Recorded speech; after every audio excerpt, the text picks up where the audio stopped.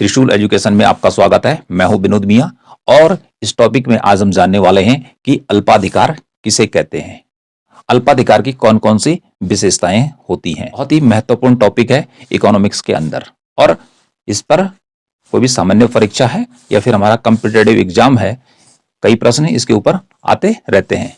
तो जानते हैं सबसे पहले कि अल्पाधिकार किसे कहते हैं और जो अल्पाधिकार है उसको इंग्लिश में क्या कहते हैं। तो जो अल्पाधिकार है उसको इंग्लिश में कहते हैं ओलिगोपोली। ओलिगोपोली और हिंदी में इसको जाना जाता है अल्पाधिकार। अब बात करते हैं कि जो ओलिगोपोली है शब्द, ये तो इंग्लिश का शब्द है, अंग्रेजी भाषा का शब्द है, लेकिन इसकी उत्पत्ति, ओरिजिन कहां से हुआ है, इसकी उत्पत्ति कहां से हुई है। तो जो अल्पाधिकार है यह यूनानी भाषा के दो शब्दों से मिलकर बना है। यूनानी भाषा, यूनान जिसे ग्रीक कहते हैं, तो ग्रीक भाषा के दो शब्दों से मिलकर बना है ओलिगोपोली। ओके, तो पहला शब्द है ओलिगोई, ठीक है, और दूसरा शब्द है पोली इन। तो इन दो शब्दों से मिलकर बना है ओलिगोपोली। तो ओलिगो का क्या मीनिंग होता है? उसका मीनिंग होता है फ्यू। फ्यू मीन्स होता है थोड़े या कुछ, थोड़े या कुछ। फ्यू, फ्यू तो इंग्लिश का हो गया, फ्यू मीन्स हो गया कुछ, ठीक है, लेकिन यूनानी भाषा में उसको कहा गया ओलिगोई, ठीक है। दूसरा है पोली इन। पोली इन का इंग्लिश में मीनिंग हो गया टू सेल, हिंदी में हो गया बेचना या विक्रेता, क्योंकि बेचने का जो काम करता है वो विक्रेता ही करता है। तो इस प्रकार से जो अल्पाधिकार का मीनिंग या परिभाषा निकल कर आती है वो ये कहती है सिंपल भाषा में, सरल से सरल शब्दों में, कि जब बाजार में जो विक्रेता होते हैं उनकी संख्या थोड़ी होती है, फ्यू बोला, कम होती है। यदि बाजार के अंदर ऐसी स्थिति है वस्तुओं और सेवाओं को बेचने को लेकर, तो ऐसी स्थिति कहलाएगी अल्पाधिकार। तो इस प्रकार से अल्पाधिकार जो शब्द है उसको इंग्लिश में ओलिगोपोली कहते हैं। ओलिगो जो पोली शब्द है उसकी उत्पत्ति यूनानी भाषा के या ग्रीक भाषा के दो शब्दों से हुई है। पहला शब्द है ओलिगोई, दूसरा शब्द है पोलियन। ओलिगोई का अर्थ होता है फ्यू, थोड़ा या कुछ, फर्मों से इसका मीनिंग है, और पोली इन का अर्थ है बेचना, और बेचने का जो काम करता हो विक्रेता करता है। तो इस प्रकार से अल्पाधिकार बाजार की उस स्थिति को दर्शाता है कि जिसमें बाजार में बेचने वाले फर्मों की संख्या कम होती है, अर्थात थोड़ी होती है, पूर्ण प्रतियोगिता की तरह बहुत ज्यादा नहीं होती है, और नहीं एकाधिकारी प्रतियोगिता के समान अधिक होती है। तो कुल मिला के इससे अलग हटकर स्थिति है।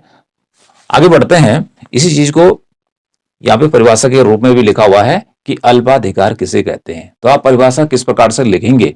परिभाषा क्या कहती है कि अल्पाधिकार बाजार की वह स्थिति कहलाती है, बाजार की वह स्थिति कहलाती है जहां वस्तुओं या पदार्थों को बेचने वाले उत्पादकों या फर्मों की संख्या दो या दो से अधिक होती है, दो या दो से अधिक होती है, किंतु अधिक नहीं होती है, किंतु अधिक नहीं होती है, थोड़ी होती है, अल्पाधिकार कहलाता है। तो यहां पे कुछ शब्दों पे नजर डालनी है कि बाजार की स्थिति अर्थात अल्पाधिकार जो पाया जाता है वो मार्केट में होता है वस्तुओं और सेवाओं को बेचने को लेकर विभिन्न फर्मों के बीच। ओके, यहां तो एक बात क्लियर हो गई, वस्तुओं को हम पदार्थ भी कहते हैं, पदार्थ बोलो चाहे वस्तु बोलो, ठीक है। तो वस्तु तो दिखाई देती है, दूसरा सेवा भी होता है। तो जहां हम वस्तु की बात करते हैं तो वहां पर सेवा को भी हम मान लेते हैं, क्योंकि सेवा का भी क्या होता है, मार्केट होता है।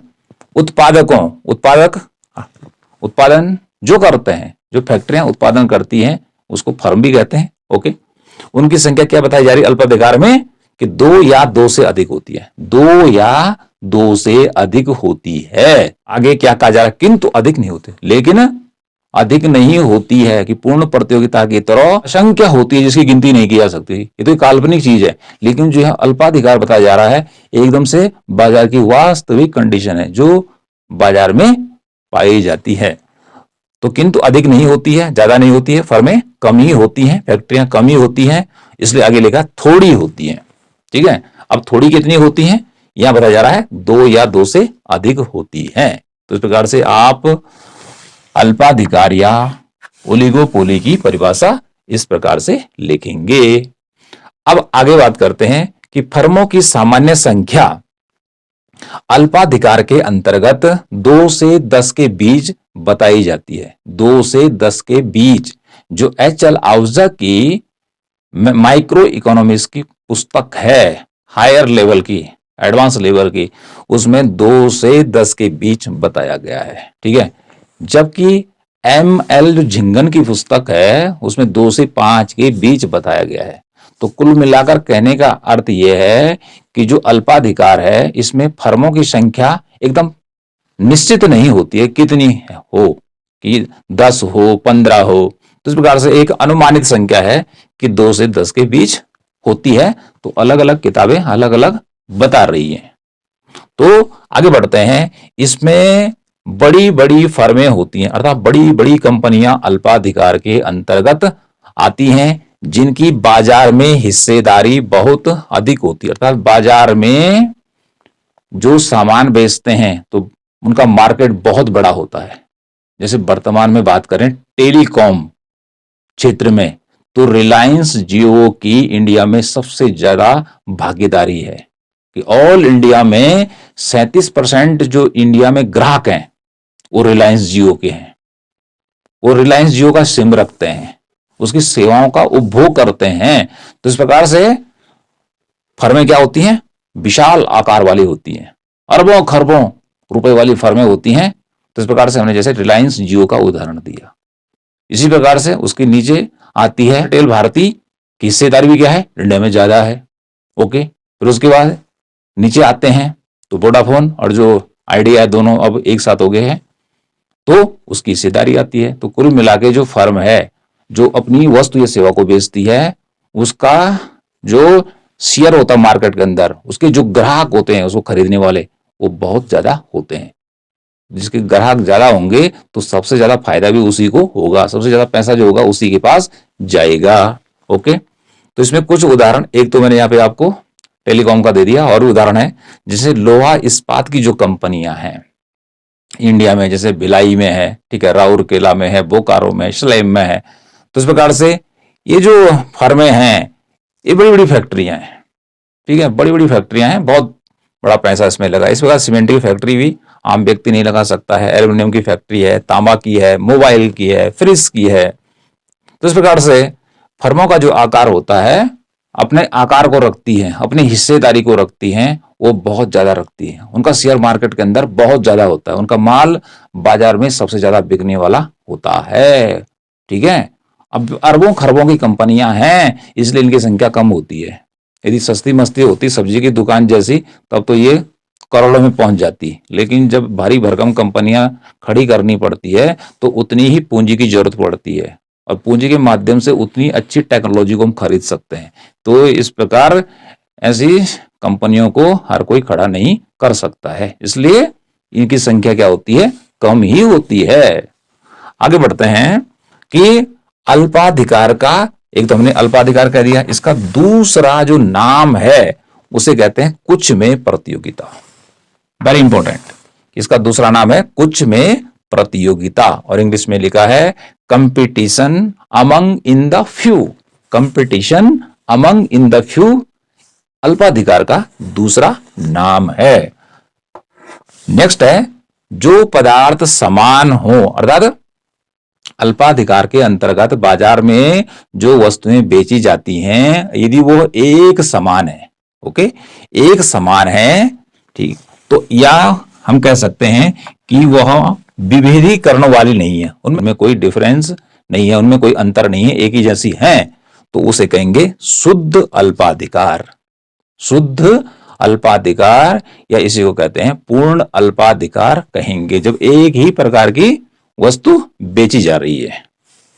ओके, तो ऐसी स्थिति क्या कहलाएगी, दूसरे नंबर पे हमने बोला उसे कहेंगे शुद्ध अल्पाधिकार या पूर्ण अल्पाधिकार कहेंगे। अब जैसे हम देखते हैं कि जैसे लोहा है, अब चाहे बोकारो की फैक्ट्री से निकालो, चाहे भिलाई की फैक्ट्री से निकालो, चाहे स्लेम से निकालो, या दुर्गापुर वाली फैक्ट्री से निकालो लोहा, तो लोहा जो होगा वो एक ही जैसे होगा।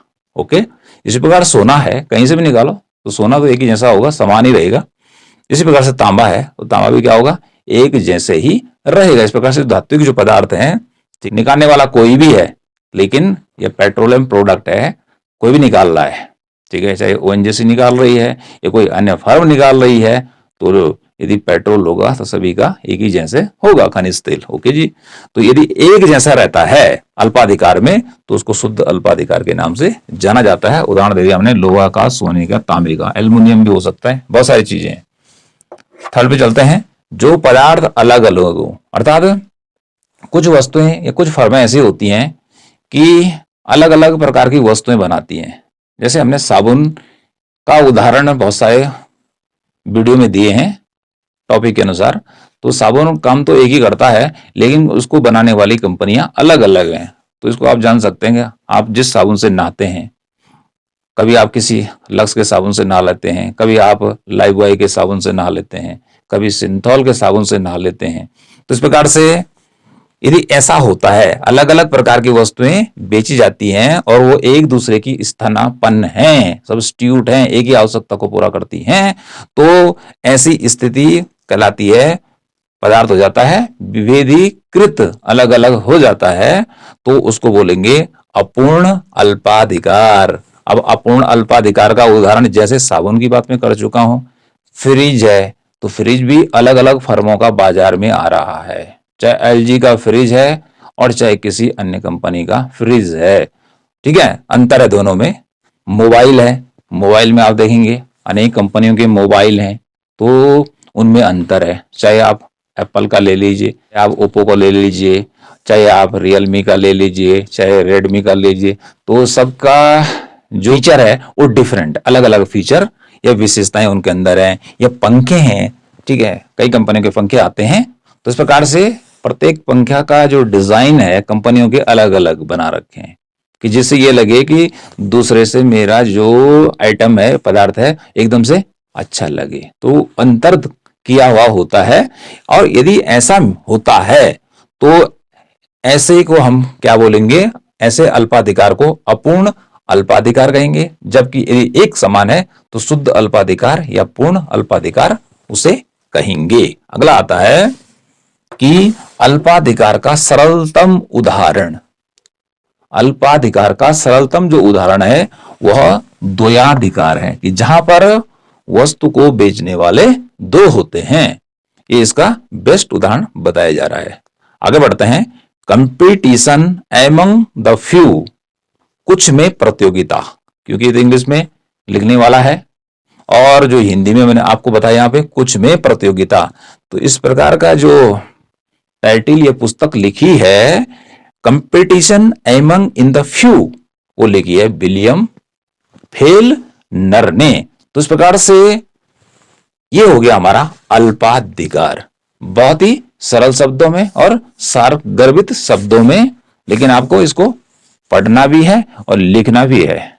ओके, अब आगे बढ़ते हैं कि जो अल्पाधिकार है इसकी कौन कौन सी विशेषताएं होती हैं, कि जिस कारण से हम इसको अल्पाधिकार कहते हैं। ठीक है, वो कौन सी विशेषताएं होती है जिसके कारण हम किसी चीज को एकाधिकार कहते हैं, अर्थात प्रत्येक की विशेषताएं होती हैं, ओके, जो उसके बारे में बतलाती है। इस प्रकार से यहां पर अब हम जानेंगे कि जो कैरेक्टरिस्टिक्स ऑफ ओलिगोपोली है वो कौन कौन सी होती है।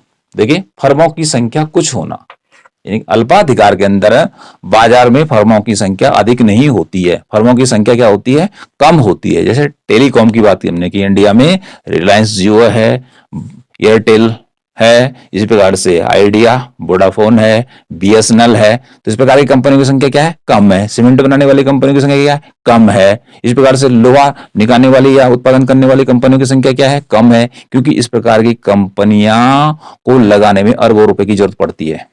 ठीक है, तो इस प्रकार से इनकी संख्या कम होती है। नेक्स्ट बढ़ते हैं आगे, पारस्परिक निर्भरता। जो कंपनियां हमने बात की कि कम होती हैं, एक दूसरे पर निर्भर करती है। निर्भर कैसे करती हैं कि ये जो कंपनियां होती हैं ये फर्में होती हैं, कंपनी को ही फर्म कहते हैं अर्थशास्त्र की भाषा में, तो यह एक दूसरे की प्रतिद्वंदी होती हैं, एक दूसरे के विरोधी होती हैं, एक दूसरे की शत्रु होती हैं। अर्थात रिलायंस जियो क्या चाहता है कि मेरा पूरा इंडिया पे अधिकार हो जाए, और जो भारतीय एयरटेल कंपनी है, वोडाफोन इंडिया है या बीएसएनएल है, सब बंद हो जाए। ठीक है, तो केवल अपना हित देखता है। एयरटेल क्या चाहता है कि मैं ही सबसे ऊपर पहुंचूं और इधर रिलायंस जियो और जो अन्य कंपनियां बंद हो जाएं। ओके, तो यहां पर होता क्या है, पारस्परिक जो निर्भरता होती है वो होती है कीमत को लेकर। क्योंकि जब रिलायंस जियो 2016 में आया था, ठीक है, तो उसने मुफ्त में डेटा देना शुरू किया था। तो उस समय जब डेटा 250 रुपए, 1 GB डेटा जो था 250 रुपए का चल रहा था, और बात करने के अलग पैसे पड़ते थे, रिचार्ज करना पड़ता था। तो रिलायंस जब जियो आया तो उसने फ्री में कई जीबी डेटा देना शुरू कर दिया इंटरनेट के लिए। तो उसके बाद एयरटेल हो गया, आइडिया हो गया, वोडाफोन हो गया और बीएसएनएल हो गया, इन सब ने अपना प्राइस क्या करना शुरू कर दिया, कम करना शुरू कर दिया। क्योंकि सारे जो ग्राहक थे सस्ते के चक्कर में कहां जाने लगे थे, रिलायंस जियो की तरफ जाने लग गए थे। तो इस प्रकार से क्या होता है कि पारस्परिक निर्भरता, मानववाद, एक कंपनी प्राइस को कम कर देती है तो दूसरा क्या सोचता है, यदि मैं प्राइस कम नहीं करूंगा तो मेरा माल नहीं बिकेगा, तो उसको भी प्राइस कम करना पड़ता है। ठीक है, और जैसे वो देखता है कि दूसरा अप कर रहा है, ठीक है, तो जो ऊंचा उठा देगा प्राइस और जिसका नीचे रहेगा फिर उसकी वस्तु बिकने लगती है। इसलिए एक दूसरे पे नजर होती है इन फर्मों की, इन कंपनियों की, कि कहीं प्राइस ऊपर नीचे तो नहीं कर रहा कोई, अधिक माल मेरा बिके, अधिक से अधिक लोगों तक मेरी पहुंच हो और सबसे ज्यादा पैसा मेरी कंपनी के पास है, प्रत्येक साल मुनाफा जो हो वो मेरा ज्यादा हो। जैसे हम बात करते हैं रिलायंस जियो, कुछ नाम ही नहीं था जिसका 2016 से पहले, और आज देखे भारत की नंबर 1 टेलीकॉम कंपनी बन चुकी है। तो इस प्रकार से पारस्परिक निर्भरता होती है, किस रूप में, कीमत को लेकर के। यदि एक कीमत घटाती है तो दूसरा भी उसका अनुसरण करती है, क्योंकि कीमत घटने से मांग बढ़ जाती है, कीमत बढ़ने से क्या होती है, मांग घट जाती है। तो इसलिए यदि एक कीमत घटाता है दूसरा भी घटाना शुरू कर देता है। ठीक है, और यदि एक बढ़ा देता है तो उसको लगता है कि यदि मुझे फायदा हो रहा है तो वहीं पर रुक भी सकता है। ठीक है, और यदि घाटा हो रहा है तो फिर वो उसके बराबर कर देगा। तो इस प्रकार से प्राइस ये एक दूसरे के आसपास ही रखने का प्रयास करते हैं। ओके, कि जिससे कि अलग अलग कंपनियां अपने अनुसार घाटा ना उठा सके। ओके, अगला चलते हैं, विज्ञापन और विक्रय लागतों का महत्व। अर्थात इसको हम कह सकते हैं कि जो अल्पाधिकार है मार्केट के अंदर, इनमें भयंकर प्रतियोगिता होती है, जबरदस्त प्रतियोगिता होती है। किसको लेकर, अपने प्रोडक्ट या उत्पाद को बेचने को लेकर। तो इसलिए यहां पर क्या होता है, विज्ञापन और विक्रय लागतें, अर्थात जो माल वो बेच रही हैं, जो साबुन हमारे पास पहुंच रहा है वो तो बहुत सस्ता है, लेकिन कंपनियां इनके प्रचार पर इतना पैसा खर्च कर रही हैं कि इनकी विक्रय की लागत, वस्तु की लागत, कॉस्ट बढ़ जाती है। इतने विज्ञापन टीवी पे करते हैं और यूट्यूब पे दे रहे हैं, फेसबुक है, चाहे ट्विटर है, इंस्टाग्राम, अदर भी हैं, तो सब पे ऐड दे रहे हैं। ठीक है, और लगातार दे रहे हैं। ओके, तो इससे क्या होता है कि ऐड तो फ्री नहीं दे रहे हैं, जो उनके ऐड को दिखा रहा है वही पैसा ले रहा है। इससे वस्तु का मूल्य बढ़ जाता है। वस्तु का मूल्य क्या हो जाता है, बढ़ जाता है। माना 2 की है तो 10 की हो जाएगी। ठीक है, ये 10 की है तो 20 की हो जाएगी। तो इस प्रकार से ऐड पर ये पैसा ज्यादा खर्च करते हैं। अब क्यों करते हैं, क्योंकि ये लोगों के मन में, जो ग्राहक है इनके, उन तक पहुंचना चाहते हैं। ठीक है, और जो नहीं पहुंचा है वो और भी प्रचार करना चाहता है। तो इसलिए ये अपने उत्पाद को ज्यादा से ज्यादा बेचने के लिए ज्यादा से ज्यादा लोग जाने और इनकी वस्तु का मांग करें, इनकी वस्तु की डिमांड करें, इसलिए ये विज्ञापन लगातार देते रहते हैं। जैसे आप यूट्यूब पे देखते रहते हैं कि ठीक है, लगातार विज्ञापन आते हैं, टीवी खोले विज्ञापन आते रहते हैं, चाहे न्यूज चैनल है और चाहे वही सीरियल आ रहा है। इसके अलावा अखबार भी है, और फिर ये बाजारों में, शहरों में बड़े बड़े होर्डिंग कटआउट लगे रहते हैं। ओके, जिससे कि लोग इनके बारे में जाने और इनका माल खरीदें। और जो पीछे रह गया विज्ञापन देने में, जिसका प्रचार कम हो गया, जिसको लोग नहीं जानेंगे, तो फिर उसको घाटा होना शुरू हो जाता है। इसलिए विज्ञापन लगातार देते रहते हैं। ओके जी, तो इसलिए यहां पर कहा जाता है कि विज्ञापन जीवन और मृत्यु का प्रश्न होता है। अल्पाधिकार में विज्ञापन जो होता है वह जीने और मरने का प्रश्न होता है इनके लिए। यदि विज्ञापन नहीं है आज के टाइम में, यदि टीवी किसी प्रोडक्ट का तुरंत विज्ञापन आ जाता है तो लोग क्या समझते हैं, ये सबसे असली प्रोडक्ट है और उसकी डिमांड बढ़ जाती है। और जिन प्रोडक्टों की क्या होती है, ऐड नहीं आता है, विज्ञापन नहीं आता कहीं, लोग उनको क्या कहते हैं, ये तो लोकल माल है, ठीक है, अर्थात खराब माल है, इसको नहीं खरीदते हैं। ओके, इसलिए ये भी समझते हैं कि विज्ञापन देकर ही हम बाजार पे कब्जा कर सकते हैं, अपने माल को वहां तक जल्दी से जल्दी पहुंचा सकते हैं। ओके, इसलिए जो अल्पाधिकार है यह वास्तविक प्रतियोगिता, अर्थात मार्केट में वास्तविक रूप से, अर्थात मार्केट मतलब पूरा इंडिया मार्केट है इनके लिए, राष्ट्रीय बाजार है इनका, अंतरराष्ट्रीय बाजार भी होता है, ठीक है, जहां जहां इनका माल बिक रहा है, जो जो इसको खरीद रहे हैं वो बाजार है। अगला आता है समूह व्यवहार, ग्रुप बिहेवियर। एक ग्रुप में बिहेवियर करते हैं, ग्रुप में बिहेवियर करने का मीनिंग है कि ये अपने उत्पाद को ज्यादा से ज्यादा बेचना चाहते हैं और जिसका एक ही मकसद होता है अधिक से अधिक पैसा कमाना, अधिक से अधिक कंपनी बेनिफिट में जाए। ओके, तो इसलिए इनका ग्रुप में व्यवहार होता है। यदि एक्स कीमत कम करता है तो ठीक है, यदि वाई कंपनी है वो भी कीमत कम करेगी। ओके, तो इस प्रकार से इनका ग्रुप में चलता रहता है कि इनका प्रचार किसका ज्यादा हो रहा है, उधर भी उनकी नजर रहेगी, अच्छा वो कर रहा है तो मुझे भी करना है, कहीं पीछे में घाटा ना हो जाए। तो इस प्रकार से ये ग्रुप में व्यवहार करते रहते हैं। कभी कभी क्या होता है कि इनके बीच यदि वस्तु हमने बेचनी, जैसे भारत में अभी आइडिया और वोडाफोन दोनों एक हो गए, पहले अलग अलग थे, ठीक है, तो कुछ ग्राहक उसके पास थे तो कुछ ग्राहक इनके पास थे। ओके, इन्होंने दोनों को अपने को एक साथ कर दिया। तो इस प्रकार से इनको अब क्या हो रहा है, एक साथ काम करेंगे तो रिसोर्सेस कम लगेंगे, ठीक है, तो इनको लागत कम आएगी तो लाभ भी होगा। तो इसलिए कभी कभी ये क्या कर लेते हैं कि संघ भी बना लेते हैं, कार्टेल भी बना लेते हैं लाभ को प्राप्त करने के लिए। ओके, लेकिन लंबे समय तक इनका कार्टेल चलता नहीं है। अगला आता है अल्पाधिकार के मांग वक्र की अनिश्चितता।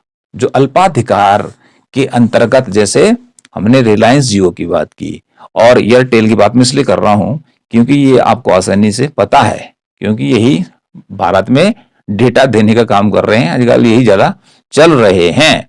तो इनका मांग वक्र अर्थात अल्पाधिकार के अंदर जो कंपनियां काम, इनका मांग वक्र निश्चित नहीं होता है कि प्रत्येक साल या प्रत्येक महीने इतनी इतनी बिक्री इनकी चलती रहेगी, कभी अप कभी डाउन, कभी अप कभी डाउन, ठीक है, पता नहीं रहता, अनिश्चितता रहती है। इसलिए इनका मांग वक्र बनाना बड़ा मुश्किल हो जाता है, क्योंकि प्रतिद्वंदी कंपनी कब उससे आगे निकल जाए, ठीक है, कब पीछे हो जाए, इसलिए प्रत्येक का डिमांड कर्व बनाना आसान नहीं होता है, क्योंकि मांग निश्चित नहीं है। क्योंकि पूर्ण प्रतियोगिता में क्या होता है, कीमत एक समान होती है तो मांग भी क्या होती है, अब एक 5 रुपए का प्राइस है, उस पर आप चाहिए तो 20 किलो लीजिए, चाहे 5 किलो लीजिए, चाहे 2 किलो लीजिए और चाहे आप तो 1000 किलो लीजिए, कीमत एक ही रहेगी। ओके, लेकिन यहां पर मांग वक्र जो होता है, कीमत अप डाउन करती रहती है, मांग में गिरावट आती रहती है, कभी बढ़ जाती है। इसलिए अल्पाधिकारी का जो मांग वक्र होता है वह क्या होता है, अनिश्चित होता है, निश्चित नहीं होता है। इसलिए कहा गया है ताश के खेल के समान है, थ्योरी ऑफ गेम्स, कि ताश का जो खेल होता है अब कौन जीते पता नहीं चलता है, ठीक है, कि ए वाला साइड वाला जीतता है कि बी वाला साइड वाला जीतता है, निश्चित नहीं है। ऐसी ही स्थिति यहां पर भी मार्केट की होती है। ऐसा नहीं कि अभी रिलायंस जियो आगे चल रहा है, कब पीछे हो जाए पता नहीं चलेगा, ठीक है, या अदर कोई कंपनी है साबुन बनाने वाली है या आपका कॉफी बनाने वाली है, कब आगे पीछे हो जाए, चाय पत्ती बनाने वाली है, कब आगे पीछे हो जाए पता नहीं चलेगा, ठीक है। इसलिए इनका जो मांग वक्र होता है वो अनिश्चित होता है। इसलिए कहते हैं ताश के खेल के समान है, कि ताश के खेल में कौन जीत जाए और कौन हार जाए पता नहीं चलता है, ठीक है जी। अगला आता है परिणाम निश्चित नहीं होता है। परिणाम अर्थात उसका जो पैसा उसके पास आने वाला है, जो बिक्री वो कर रहा है, उसका परिणाम निश्चित नहीं है, जिसको हम इसी में बता रहे थे आपको कि अल्पाधिकारी के मांग वक्र की अनिश्चितता होती है। कितना प्रोडक्ट उसका बिक रहा है हमेशा एक जैसा नहीं बिकता है, क्योंकि आपस में प्रतिद्वंदी होती है, ठीक है, तो इसलिए एक दूसरे में आगे बढ़ने की होड़ लगी रहती है। इसलिए प्राइस ये नीचे गिराते रहते हैं या फिर क्वालिटी में चेंज करके भी इसको बढ़ाने का प्रयास करती हैं। अगला आता है प्रवेश में कठिनाई, अर्थात जो फर्में मार्केट में नहीं आना चाहती हैं, जैसे टेलीकॉम की बात कर रहा हूं मैं, और कोई नई कंपनी भारत में आना चाहती है, आसान नहीं है, क्योंकि पहले से जैसे रिलायंस जियो की बात करें हम सर्विस देने में, इसका अपना क्या बोलबाला चल रहा है, एयरटेल का चल रहा है, जो अदर उनका चल रहा है, कोई नहीं आएगा तो इतना आसान नहीं है उसके लिए इनसे आगे निकलना, क्योंकि इनके ग्राहक तो पहले से ही खड़े हैं, तो उसको नए ग्राहक बनाने में तो क्या उसमें बरसों लग जाएंगे, बहुत पैसा खर्च क्या करना पड़ेगा, विज्ञापनों पर, ठीक है, सारी चीजों पर पैसा खर्च करना पड़ेगा, इसलिए आसानी से नहीं आ सकता है। फिर कुछ चीजों में गवर्नमेंट का परमिशन होता है, कुछ को परमिशन मिल जाता है, तो फिर किसी को नहीं मिल पाता है। तो यहां पर आसानी से फर्में प्रवेश नहीं कर सकती हैं, नहीं आ सकती हैं। आएगी कहां पर फर्म, तो किस लिए आती है, नई कंपनी क्यों आती है, पैसा कमाने के लिए आती है, ठीक है, और जो उसको फायदा नहीं होगा तो आएगा ही क्यों। फिर यहां पर होता क्या है, यदि फर्म जम गई तो वह जा भी नहीं सकती है, यदि फायदा चल रहा है तो मुनाफा छोड़ेगा क्यों, ठीक है। तो आने में तो बहुत ज्यादा क्या है, कठिनाई है, और लाभ हो गया तो जम ही रहेगी। ओके, अब जैसे मैंने यहां बताया कि आने में क्यों कठिनाई है, क्योंकि पहले से ही जो फैक्ट्रियां खड़ी हैं और वैसे ही वस्तु वो बेचना चाहती है तो वो नहीं बेच पाएगी, उसके लिए बहुत कठिनाई का सामना उसको करना पड़ेगा। ओके, अगला आता है एक रूपता का अभाव, अर्थात यहां पर अल्पाधिकार में जो कंपनियां बाजार में वस्तुओं या सेवाओं को बेचने का काम करती हैं उनमें एक रूपता नहीं होती है, कुछ छोटी फर्में होती हैं और कुछ बड़ी होती हैं, कुछों का आकार तो बहुत बड़ा होता है और कुछों का क्या होता है, छोटा होता है। और इसी प्रकार से जो वस्तुएं ये बनाते हैं इनमें भी क्या होता है, अंतर होता है। जैसे हमने साबुन की बात की, या हम चाय पत्ती की बात कर लें, या फिर हम कॉफी की बात भी कर लें, तो इनमें भी अंतर देखने को मिलता है। फ्रिज की बात कर लें, टीवी की बात कर लें, कंप्यूटर की बात कर लें, तो सबके अलग अलग थोड़ा थोड़ा अंतर है। मोबाइल फोन में अलग अलग अंतर है। गाड़ियों की बात, कारों की बात कर ले, डिजाइन देखें, सबके अलग अलग हैं। तो इस प्रकार से ये क्या होती हैं, इनमें एक रूपता का अभाव होता है, इनकी वस्तुएं एक जैसी नहीं होती हैं, और साथ में इनका जो साइज होता है कंपनियों का वह एक जैसा नहीं होता। कुछ छोटी कंपनियां होती हैं और कुछ लार्ज कंपनियां होती हैं। तो लार्ज कौन होगा, कि जिसका माल सबसे ज्यादा बिकेगा, ठीक है, फिर वो क्या करेगा, और पैसा लगाएगा, तो इस प्रकार से वो लार्ज होता चला जाएगा, अर्थात मार्केट में उसकी डिमांड है। और यदि मार्केट के अंदर उसकी डिमांड नहीं है तो फिर वह कंपनी क्या होगी, धीरे धीरे सिकुड़ना शुरू कर देगी, उसका आकार धीरे धीरे क्या हो जाएगा, सिकुड़ना शुरू हो जाएगा, छोटा होना शुरू हो जाएगा। जैसे BSNL की बात करें इंडिया में, तो BSNL सबसे पहले चला था, लेकिन आज देख रहे हैं उसका क्षेत्र क्या हो रहा है, धीरे धीरे सिकुड़ जा रहा है, सिकुड़ रहा है। ओके, टावर लगे हैं, कनेक्शन ही नहीं आ रहा है। अब प्राइवेट कंपनी का क्या है कि अभी टावर काम नहीं कर रहा है, रात ही में क्या होता है, कर्मचारी पहुंच जाता, ठीक हो जाता है। BSNL के 4 दिन बाद, 8 दिन बाद पहुंचेंगे, तो कंपनी क्या होगी, घाटे में ही जाएगी, बंद होने की ओर ही जाएगी। तो इस प्रकार से आज के टॉपिक में हमने क्या डिस्कस किया, अल्पाधिकार के बारे में, कि अल्पाधिकार किसे कहते हैं। अल्पाधिकार को इंग्लिश में ओलिगोपोली कहते हैं, और जो ओलिगोपोली शब्द है वह तो इंग्लिश का शब्द है, अंग्रेजी भाषा का शब्द है, और इस शब्द की जो उत्पत्ति है वह ग्रीक या यूनानी भाषा के 2 शब्दों से हुई है, ओलिगोई, ठीक है, और दूसरा है पोलियन, ठीक है। ओलिगोई मीन्स होता है थोड़े, फ्यू, ठीक है, और पोलियन मीन्स होता है बेचना। तो बाजार की वो स्थिति कि जहां पर वस्तुओं या सेवाओं को बेचने वाले फर्मों की संख्या कम होती है, तो ऐसी स्थिति कहलाती है अल्पाधिकार। अल्पाधिकार के अंतर्गत बहुत सारी बातों को हमने यहाँ पे डिस्कस किया, यहाँ पे उदाहरण दिए। इसी के साथ ही यहाँ पर हमने आपको अल्पाधिकार की बहुत सारी विशेषताओं को बतलाया। तो इस प्रकार से ये हुआ हमारा आज का टॉपिक, अल्पाधिकार।